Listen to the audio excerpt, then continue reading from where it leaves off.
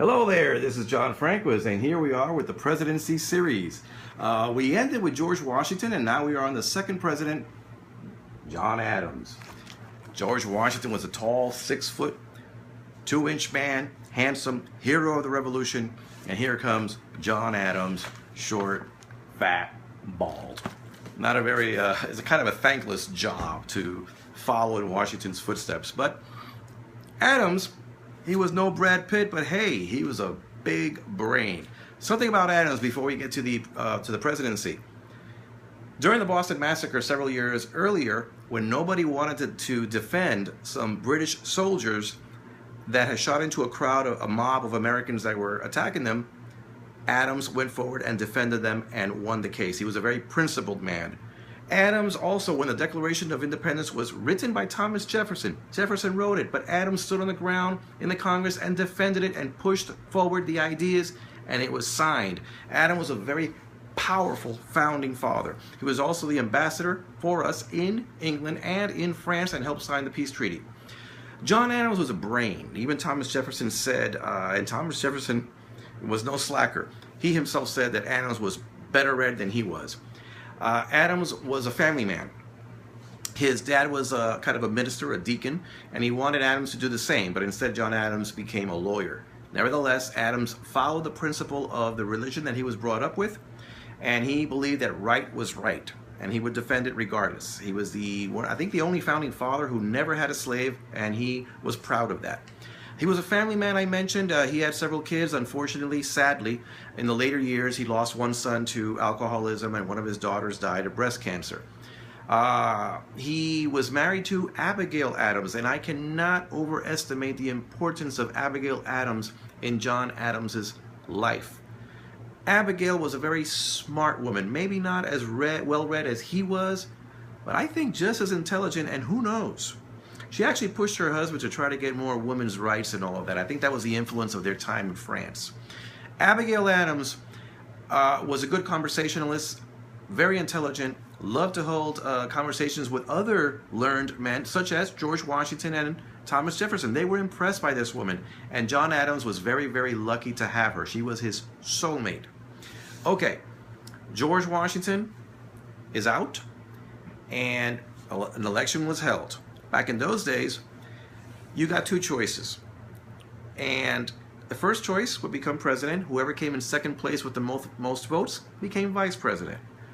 So what happened? Well, John Adams from the Federalist Party became president. Thomas Jefferson, his buddy, who belonged to the Democratic Republican Party, became his vice president. We don't do that anymore. Now, Thomas Jefferson, you would say, well, at least they're friends. This didn't last very long. It was kind of a sad episode. And Adams could have had a good presidency where he keeps the status quo. He maintained Washington's people in his cabinet. And he kind of wanted to just, let me just let the country fortify itself, get stronger. Unfortunately, though, the French were very angry at us. They were angry because we did not help them during the French Revolution. We did not help them when they fought with the British. And they felt betrayed because they had helped us during our revolution. So what happened? The French started seizing American ships that were out in the ocean. They would seize the ships, and the U.S. was very, very angry. Now the Federalists, that's John Adams's party, were pushing for war. They wanted war.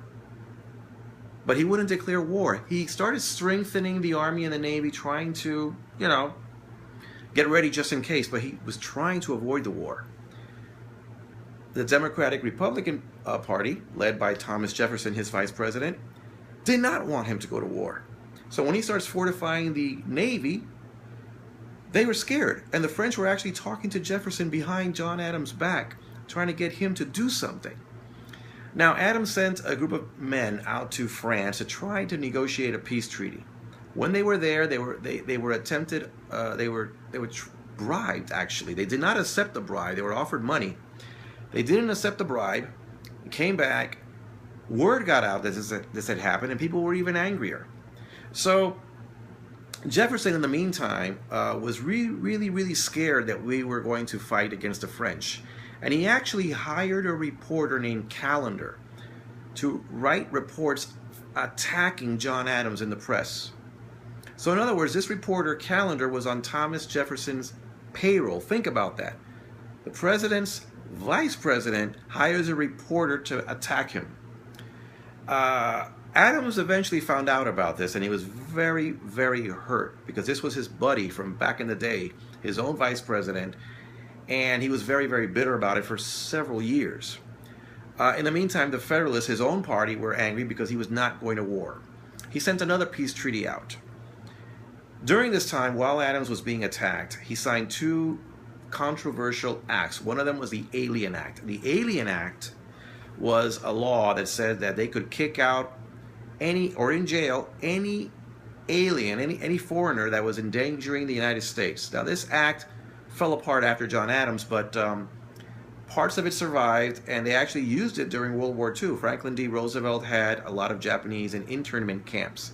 This was based on it was legal because parts of the Alien Act from back then still existed. But back to John Adams. Another act that he signed was a Sedition Act. Anybody who attacked the president or the federal government, any reporter that spoke against them, could go to jail. Now you might be saying, what about freedom of the press? Well, he signed that act. As despicable as it sounds to us today, John Adams was sick of being attacked every day. What's kind of funny is George Washington heard about it, and he was pretty much in favor of it because he had been attacked very strongly too. But nevertheless, we do have freedom of the press. This was very controversial, and people began to really hate Adams. Some reporters were put in jail, including Callender, Jefferson's man, was arrested and put in jail. Okay, going on, we did not go to war. John Adams sent another group of diplomats out there to try to sign a peace treaty. In the meantime, the French are still seizing our ships. We are fighting back. So in essence, there was kind of a war going on, but it wasn't a declared war. If John Adams had gone to war with the French, he would have gotten reelected pretty much guaranteed. However, he did everything in his power not to go to war, but at the same time, he was preparing for war, which angered the people that did not want to go to war, so he was being attacked by both sides. Election time came. He ran for re-election. His vice president, Thomas Jefferson, ran against him. And what happened, though? A peace treaty was signed in France. Unfortunately, this treaty takes months. It has to cross the ocean. It takes months to get to the U.S. The election was over. John Adams lost.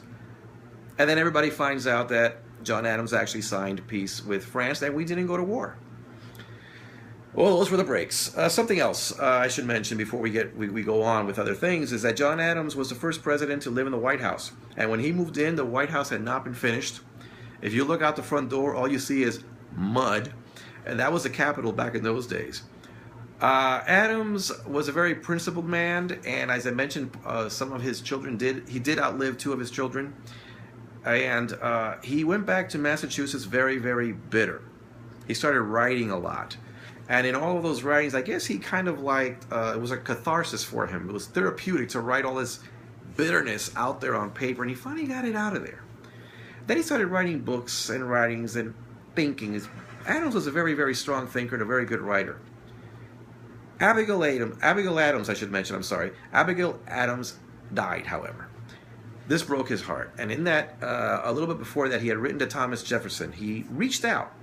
And I think the reason he reached out is because Jefferson, the word is that Jefferson had actually reached out to Abigail sometime before that when their daughter, John Adams' daughter, had died.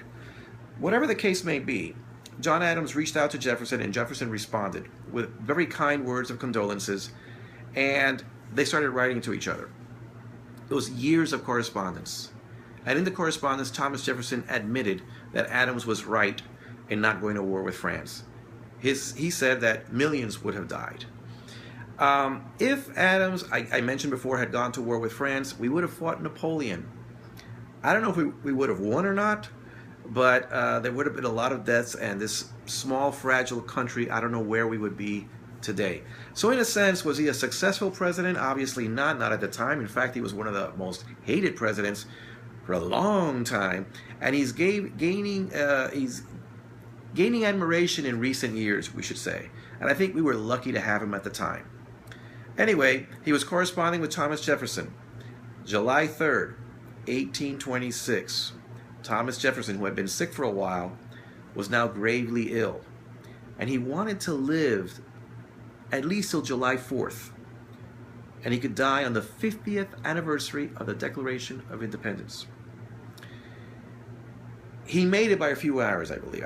Sometime after midnight, he did pass away, but he passed away on July 4th.